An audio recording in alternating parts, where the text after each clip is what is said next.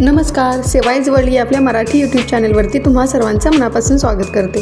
तर आजच्या व्हिडिओमध्ये मी तुम्हाला दाखवणार आहे की जे मार्केटमध्ये पोटॅटो स्पायरल मिळतात तर ते घरी कसे बनवायचे, तर त्याचं पोटॅटो कटिंग कसं करायचं ते मी तुम्हाला दाखवणार आहे। 2 ते 3 वेळा प्रॅक्टिस केल्यानंतर हे कटिंग आपल्याला इझिली करता येतं। स्पायरल बनवण्यासाठी आपल्याला एक वुडनची स्टिक लागेल। अशा प्रकारच्या स्टिक्स आपल्याला स्टेशनरी शॉपमध्ये इझिली भेटून जातात, साईज वाईज मिळतात त्या। आणि जे आपण बटाटा घेणार आहे तो थोडासा लांबट आकाराचा घ्यायचा आहे, म्हणजे त्याचे स्पायरल खूप छान होतात।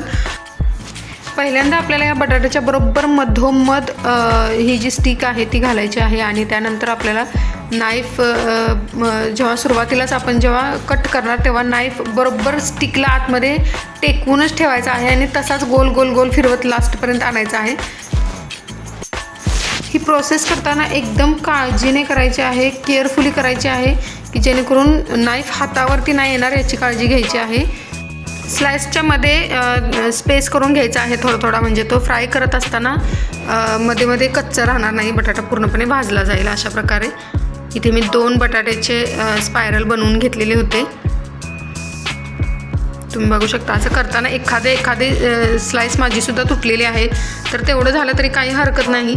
विकतचं ते 10 वेळा तळलेल्या तेलामध्ये कसलं तेल वापरतात, काय वापरतात आपल्याला काही माहीत नसतं आणि आपण तेच खातो आणि लहान मुलांनासुद्धा ते आवडतं, ॲट्रॅक्टिव्ह दिसतं, त्यामुळे मुलंसुद्धा तेच मागतात आणि आपण त्यांना खायला देतो। ते खाण्यापेक्षा तर हे बेटरच आहे असं मला वाटतं।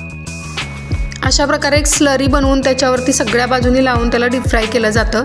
तर तुम्हाला याचा जर डिटेल व्हिडिओ हवा असेल तर कॉमेंट बॉक्समध्ये रेसिपी टाईप करा, मी याच्यावरती डिटेल व्हिडिओ नक्की बनवेन।